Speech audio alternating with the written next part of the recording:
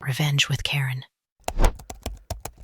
Make sure the DPO assignment forms in before Thursday, Rachel murmured to herself, tapping the final checkbox on her encrypted spreadsheet.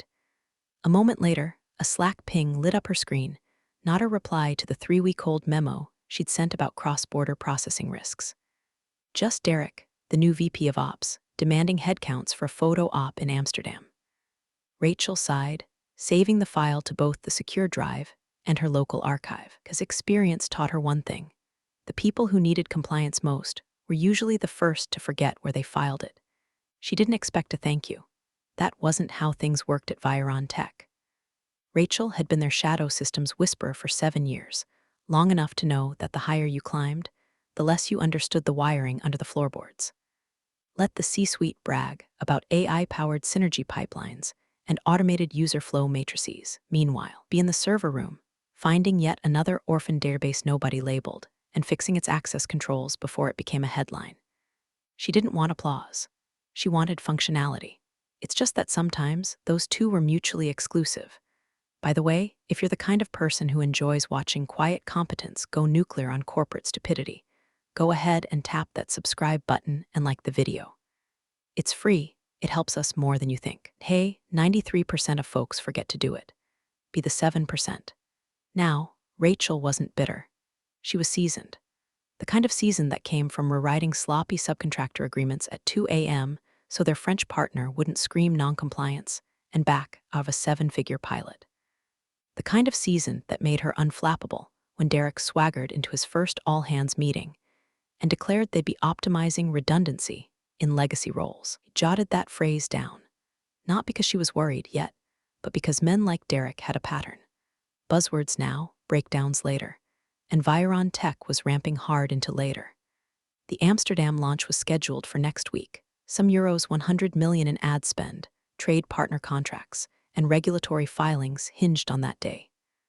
Rachel had triple-checked every one of the 48 required GDPR filings, and she knew, deep in her bones, that if a single question was asked about Article 30 records, data retention protocols, or the identity of their data protection officer, the entire champagne glass tower would shatter. But no one asked her.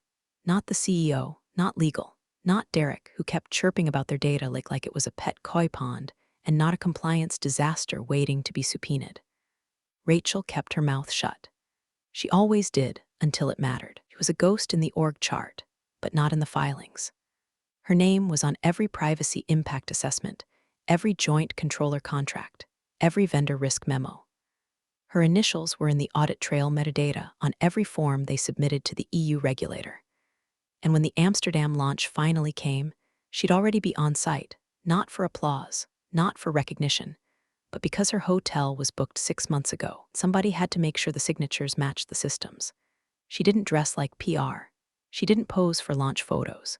She packed blackout documents, backup drives, and a USB with 3 air-gap checklists that could shut the whole thing down if someone got cute with personal data.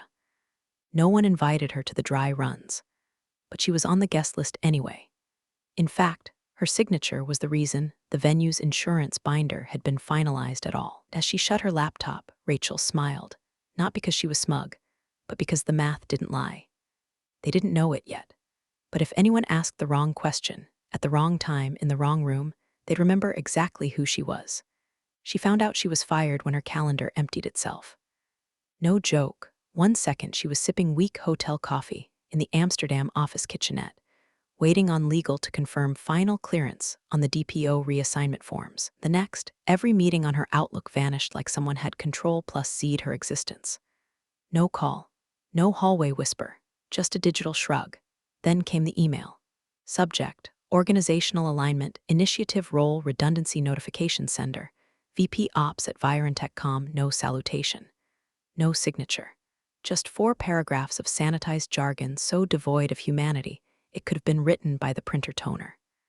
Dear team member, began as if the man had forgotten she had a name.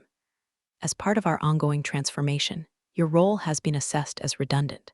Your responsibilities will be transitioned to automated systems and supported by external legal partners moving forward. Automated systems.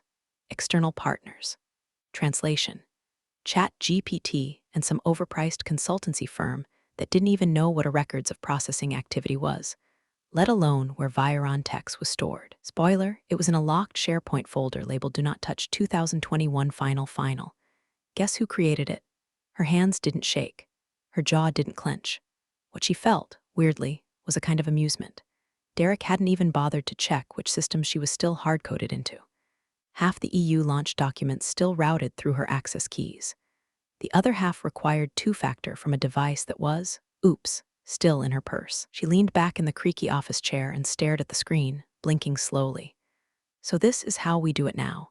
Ghosted by Outlook, executed by Gmail. It wasn't the firing that stung. It was the insult of it. 7 years of preempting lawsuits and preventing fines, reduced to a bullet point under cost optimization. They couldn't even fake decency long enough to give her a call. And Derek, same guy who once asked her if GDPR was that EU cookie thing, he'd made himself her executioner, through email. Somewhere down the hall, a junior analyst was frantically asking someone if they had the final data transfer impact assessments. Someone else was wondering where the hell the Privacy Shield documentation lived now that the US-EU agreement had changed again. Rachel didn't move, just scrolled down, single line in bold near the bottom. Please return all Viron tech property to the designated offboarding representative by end of day Thursday. She checked the calendar. It was Thursday. 3:42 p.m., the offboarding rep still hadn't shown up. She hadn't even been removed from the system yet. Her badge still beeped at the office doors. Her email still live. No one had shut it off. They'd pulled the trigger, but forgot to chamber the round. Opened her encrypted backup vault, clicked one file, labeled GDPR Risk Matrix Final RR, and dragged it onto a clean USB. Redundant, she looked at the clock. The product launch was in less than 18 hours. Her compliance certification form, signed, timestamped, and fully validated, was required before they could legally demo user data features in the EU. But sure, let the bots handle it. Maybe one of Derek's external partners could figure out what a DPIA was between their airport lounge martinis. Rachel stood up, adjusted her blazer, slid the USB into her pocket. If they were going to play stupid games, they were about to win a very expensive prize. The next morning, Rachel sat in the Amsterdam venue's makeshift war room, sipping from a paper cup of espresso that tasted like burnt bark, and watching the slow-motion train wreck unfold in high definition. Nobody questioned why she was still there. Not legal, not ops, not even Derek, who breezed past her with the confidence of a man who'd read the first paragraph of a Wikipedia article and now believed himself fluent in international compliance law. Her flight had been booked months ago, bundled under the EU launch delegation. Per diem was auto-approved, her hotel reserved under a corporate code. She was a ghost with credentials, untouchable, unnoticed, and still paid. The payroll system hadn't caught up to Derek's cost-cutting crusade yet, and the irony, she was still receiving HR newsletters about inclusivity and respect in the workplace. So, she stayed. She wore her badge. She attended planning meetings. She plugged into the public terminal and opened draft documents no one else had finished. No one stopped her, because no one knew what she really did. That was the thing about being the quiet one in compliance. If you were doing your job right, your name was never in the room when shit hit the fan. Which, as she glanced at the task board on the whiteboard wall, is about to happen in 3-2. Do we have final clearance to present the user data migration flow for the beta countries? The head of PR asked, mid-panic. Derek blinked. Yeah, I think legal approved that. A voice from legal's corner, we didn't. There's no updated Article 30 record. We asked for it 3 days ago. Rachel, typing quietly in the back, looked up. It's not just the Article 30, also missing the subprocessor disclosures and the cross-border safeguards. That's required before launch. Silence. One intern dropped his quassa. Derek turned around, face already tightening. Rachel, thought your role was handled. She smiled, dry and effortless. So did I. He didn't have time to argue. The event prep was devouring everyone's attention, and Rachel simply faded back into the background again.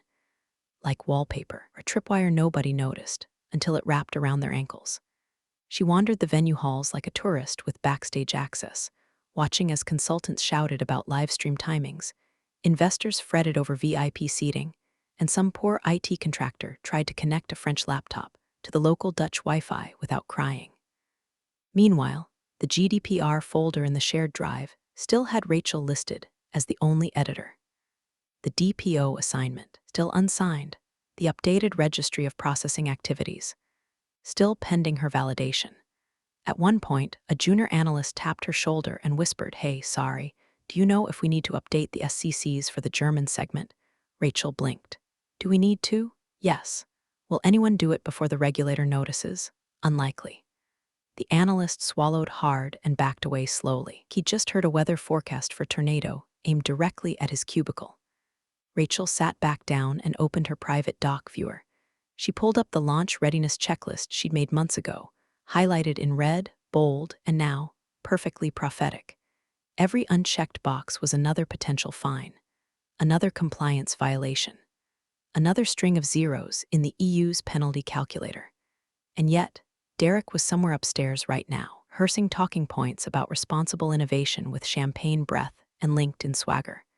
She could have warned them, could have stepped in, could have fixed it, but they'd made her redundant. So now, she was just observing, with excellent espresso. Upstairs, under a ceiling of LED lights and illusion, Derek stood at the center of a half-assembled press stage, yelling about synergizing user acquisition pipelines and leveraging behavioral telemetry, which, translated from tech bro to English, meant absolutely nothing. Rachel watched from the back row of the venue's media room, tucked between a stack of unopened lanyards and a banner that still had a typo in the Dutch translation of privacy-first innovation. She'd pointed it out yesterday. No one fixed it. Why start now? PR was spinning itself into cotton candy. The glossy sizzle reel was missing disclosure captions. Press packets listed user data processing in 4 countries that hadn't finalized local regulator sign-off. The firm's EU privacy compliance fact sheet had been hastily copied from a 2-year-old webinar and still referenced the Privacy Shield framework, which had been invalidated since July 2020. But the photos looked great. Derek strutted around in a blazer with the tag still on the sleeve, barking things like, "We need to streamline data flow. Let's eliminate bottlenecks in the consent funnel." Rachel leaned slightly, so he wouldn't see her smirk. Consent funnel. The man thought GDPR was a sandwich shop loyalty card. Meanwhile, 1 floor below, legal had gone from mildly annoyed to visibly twitchy. She knew the look. They just realized that despite sending 12 Slack messages and 3 flagged emails, no one had updated the Article 30 records. And Rachel was the only one who had the template. Or rather, the real one, the one that matched the actual data flow, not the one Derek's favorite consultant had whipped up in Figma for optics. A familiar knock. Rachel glanced up to see a junior analyst, Tamaz, she thought, hovering like a guilty meerkat near her folding chair. "Sorry," he whispered, "are we supposed to list the cloud QA vendors in the record of processing activities?" Rachel didn't answer immediately, just took a slow sip of espresso. Then she smiled, warm, tragic, knowing. "Yes," she said, "especially the one Derek added last week without a DPA." His face drained like someone unplugged his blood supply. He gave a strangled thanks and vanished like fog in sunlight. The dominoes were wobbling now. She could feel it, like the pre-rumble before an avalanche. Legal had started asking around for old risk assessments. R was desperately trying to get the regulator's name before the event began. Derek, blissfully unaware, was practicing his opening line in front of the mirror, probably planning to say something like, "Data isn't just the new oil, it's the new air." And through it all, Rachel floated. Untouched. Untouchable. Everywhere she looked, there were gaps, tiny, fatal cracks in the surface that only someone like her would notice. The DPA for the Italian market, never translated. Cookie banner live on the French landing page, not configured for opt-out. The vendor they used for ad personalization, still storing logs in a US data center flagged by the ET. She'd written memos, drafted risk reports, circulated read receipts. They ignored all of them. And now the engine was redlining. No brakes, no map, and Derek behind the wheel, humming to himself as the car sped toward the cliff. Rachel leaned back, exhaled slowly, mistaken her silence for absence. They'd mistaken her precision for passivity. But the thing about dominoes, once they start falling, no one can stop the chain. The launch press conference opened with all the sweaty optimism of a Silicon Valley cult wedding, flashbulbs popping, techno remixes thumping, and Derek pacing the stage like he was about to unveil the cure for death. Rachel stood near the side wall, unnoticed as usual, tucked behind the lighting rig, and a pyramid of swag bags filled with biodegradable pens and QR codes that, ironically, led to a non-compliant tracking page. The CEO, a man whose hair was engineered to withstand hurricanes, took the podium with a grin so wide it looked surgically enhanced. Today, he began, we are not just launching a product. We are launching a promise to the users, to the regulators, and to the world.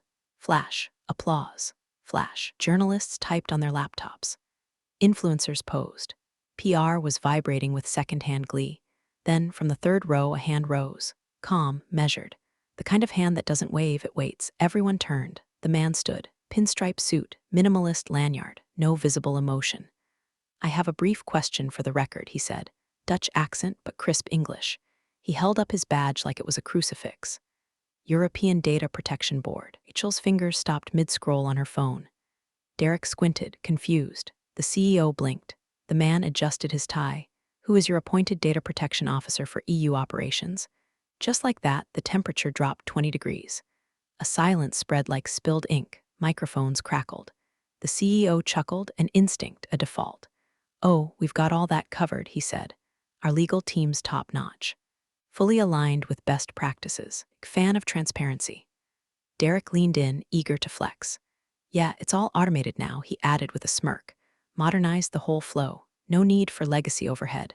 The regulator didn't blink. So there's no human-appointed DPO? Legal counsel Paul, a man whose entire personality was risk avoidance, slowly rotated his head toward Rachel. His mouth opened, closed, opened again. Rachel looked up from her phone. Her expression unreadable. Didn't speak. She didn't smile.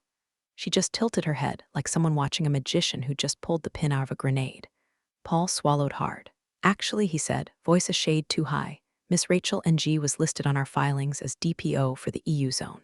The regulator scribbled something down. And is Miss NG currently employed by Viron Tech? Another pause. Rachel felt the weight of 24 eyes shifting toward her. But she didn't move, didn't speak, didn't need to. Paul stammered, she's still on payroll. The offboarding hasn't been finalized. Derek's smirk evaporated. The CEO glanced sideways. What do you mean she's still on payroll? Paul didn't answer. The regulator nodded once.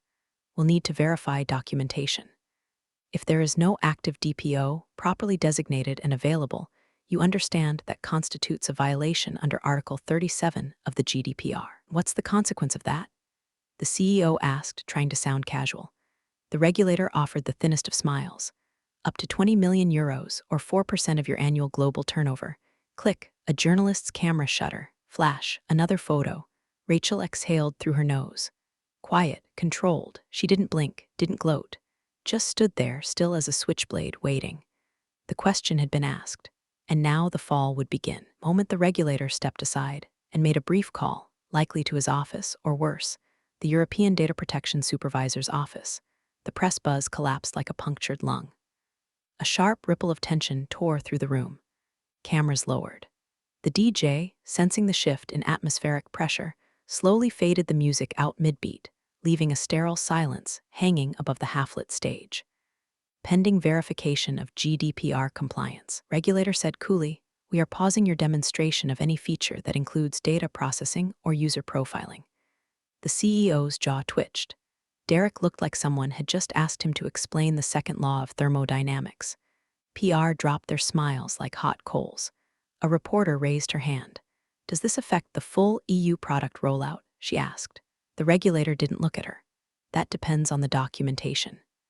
Rachel, still standing by the wall, watched as Derek spun toward legal with all the grace of a cornered raccoon. What documentation is he talking about? We submitted the filings. Paul, the legal counsel, was sweating in real time. Some, but not the DPO confirmation, and not the revised Article 30 record. And Rachel's name is still on the filings. Derek's voice went up an octave. She's been offboarded. I fired her yesterday. No, Paul said, barely above a whisper. Emailed her. HR hasn't processed the termination. Finance still has her active, so technically he trailed off. Everyone knew what technically meant in regulatory terms. You don't tell a European regulator technically. You hand them signed, time-stamped, notarized proof in triplicate, or you get buried in fines so deep your grandchildren feel the audit. Rachel didn't say a word. She didn't move, just watched the unraveling with the same expression she might reserve for a squirrel trying to hotwire a car. Derek pointed at her like she was a malfunctioning printer. "You don't even work here anymore." Rachel blinked. "I'm still wearing the badge, Derek." Paul cleared his throat. "And she still has access to internal systems. Her credentials are active. Her compliance mailbox is still receiving policy change alerts." "She was the compliance mailbox," muttered a junior from legal. CEO turned beet red. "Can someone fix this?" "Not before the regulator gets what he asked for," Paul said. Rachel tilted her head toward the media crew still watching the circus unfold. "You might want to ask PR to delay the embargoed press release. It mentions cross-border compliance. Pretty sure that's under scrutiny now." Derek looked like he was going to pop a blood vessel. "You're enjoying this." Rachel didn't smile. "No, Derek, I wrote this." The silence that followed wasn't empty, it was loaded. Ticking. They couldn't launch. They couldn't demo. They couldn't even legally display user behavior modeling unless someone untangled the regulatory mess, and quickly. And the only person who knew where all the threads were buried, still standing quietly, still technically on payroll, still holding the keys to every risk report, audit trail, vendor contract, and signed DPO assignment form. The CEO dropped into a folding chair like someone had cut his puppet strings. "How bad is this going to get?" Paul didn't answer. Rachel could have told him. But instead, she turned and walked out of the press hall without a word. Because now the panic was loud enough to speak for itself. They didn't invite her to the emergency meeting. They summoned her. Paul appeared at her hotel room door at 8:13 a.m., looking like a man who'd slept in a conference room chair and had just realized the fire alarm wasn't a drill. No greeting, no apology, just a breathless, "They're asking for you." Rachel sipped her coffee. "They, Regulator, legal, execs, everyone upstairs, now." She shut her laptop slowly, slid her USB into her coat pocket, and followed him without another word. The conference room was already packed. Derek stood by the window, vibrating with barely concealed panic. The CEO looked like he was trying to astral project out of his own body. The regulator sat calmly at the far end of the table, pen poised over his folder, like a judge ready to deliver a sentence.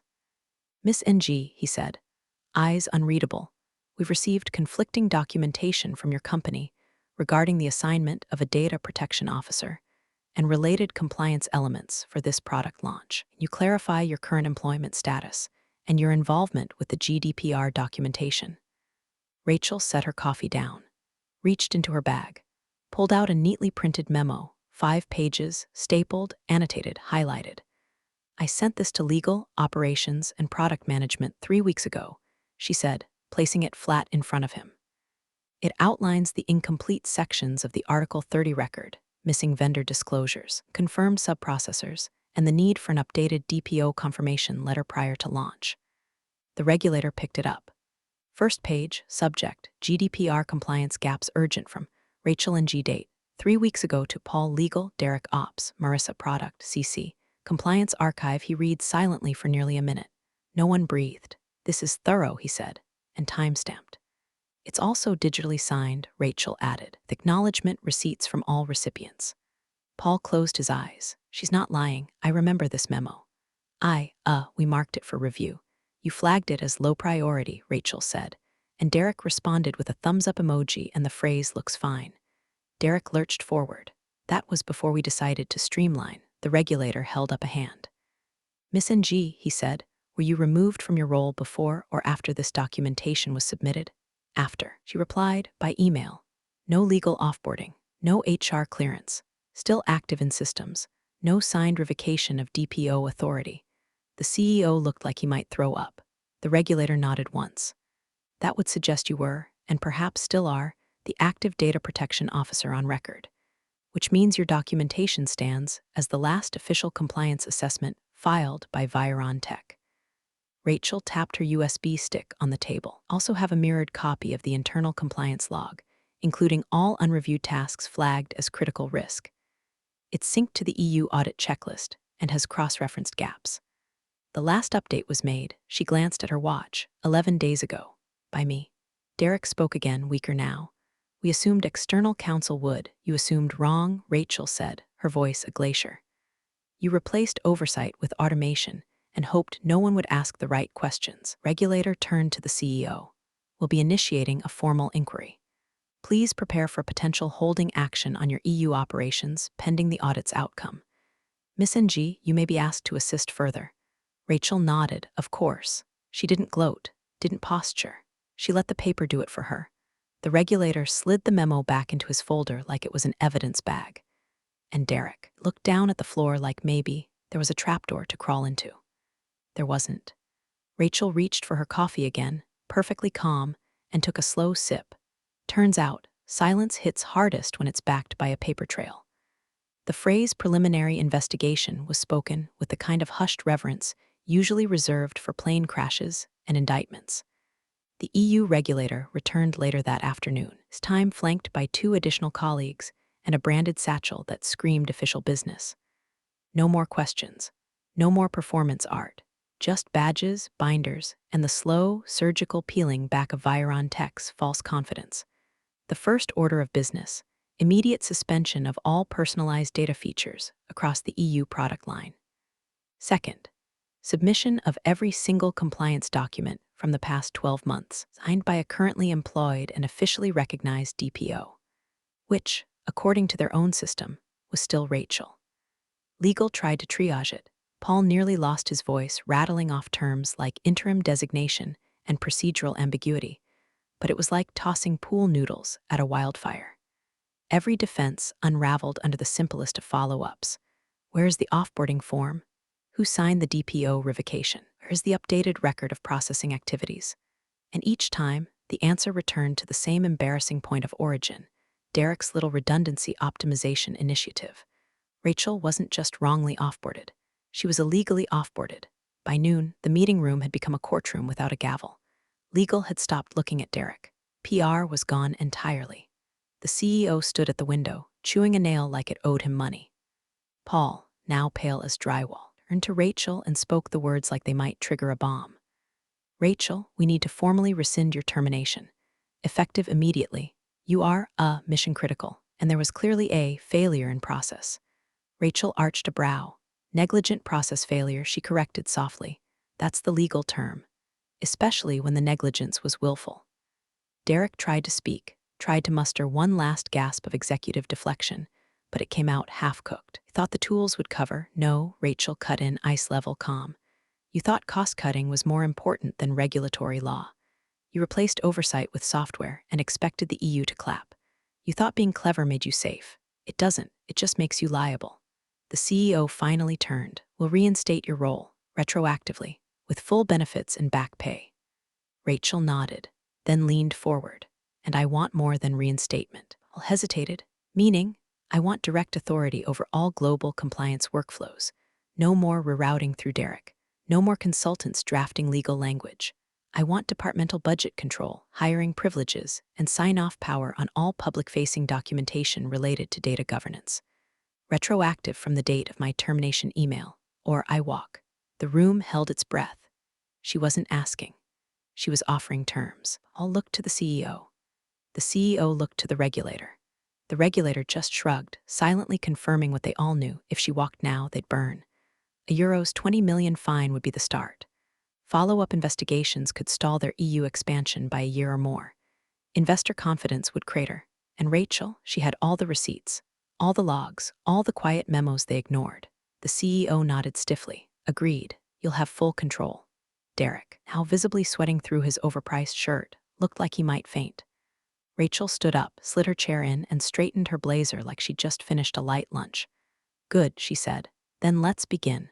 Because if they wanted the company saved, they were going to have to let the ghost of their own negligence run the place. And this time, she wasn't doing it in silence. 3 days later, they put her on stage. It wasn't meant to be a public spectacle or of a damage control exercise wrapped in optics. But by the time the new press conference rolled around, word had leaked. Not about the fine yet, but about the pause, the delay, the regulator's visit, the compliance irregularity. Everyone knew something had gone sideways. Now they were here to watch it get righted. The lights were softer this time. The music was gone. No sizzle reel, no influencer zone. Just a backdrop reading a renewed commitment to trust. Someone in PR must have wrestled with that wording for hours. The CEO stepped up first, same steel wool hair, but less Botox smile, more courtroom humility. "We made a mistake," he said, voice slower, measured. "Not just in process, but in judgment. Today, we're proud to announce that Rachel NG has been formally reinstated as our data protection officer, and effective immediately, will serve as Viron Tech's new head of global compliance." Applause scattered like rain on a tin roof, awkward, delayed, unsure if it was allowed. Rachel stepped forward. No fanfare. No PR intro, no dramatic stinger. Just her, calm, immaculately dressed in her usual muted tones. USB in one pocket, regulator contacts in the other. She didn't smile. She didn't wave. She just took her place behind the podium like she belonged there because she did. She always had. Derek wasn't there. He'd been transitioned out. The internal memo, which came with a curious lack of celebration. No goodbye cupcakes. No farewell Slack thread. Just a calendar block marked exit interview and a revoked badge scan. Someone said he left the building muttering about AI not needing gatekeepers. Irony writes better punchlines than any comedy writer could. Back in the press room, a journalist raised her hand, eyes sharp behind cat-eye glasses. "Miss NG," she asked, "how does it feel to be back?" Rachel didn't hesitate. "I was never gone," she said, then paused, tilted her head just enough to let the room catch up. Just archived, laughter, not mocking, relieved, real. Even the CEO exhaled like someone who'd just been released from a hostage situation. Rachel scanned the room. PR was quiet. Legal looked like they'd aged 10 years in a week. The junior analysts gave her small, grateful nods from the back row. And the regulator, he was there too, half hidden behind a column, arms crossed, not smiling, but no longer frowning either. Rachel adjusted the mic. "This isn't about punishment," she said. "It's about process, about memory, and about accountability. Compliance is not a cost center. It's not a checkbox. It's the spine of the company, and it deserves a voice." That line ended up in half a dozen headlines. The rest of the day moved in slow waves, interviews, document signings, a quiet handshake from legal that came with a whispered thank you. Rachel didn't gloat, didn't bask. She just went back to work. There were audits to prepare, processes to rebuild, trust to reconstruct. But this time, she wasn't in the background. She was on the org chart, the press release, the payroll, and every decision that mattered. Not redundant, not replaceable, essential, and officially unarchived. Big thanks, you legends of the old office days. Subscribe to keep the switch-flicking chaos alive. Your ex-boss is shaking in their loafers.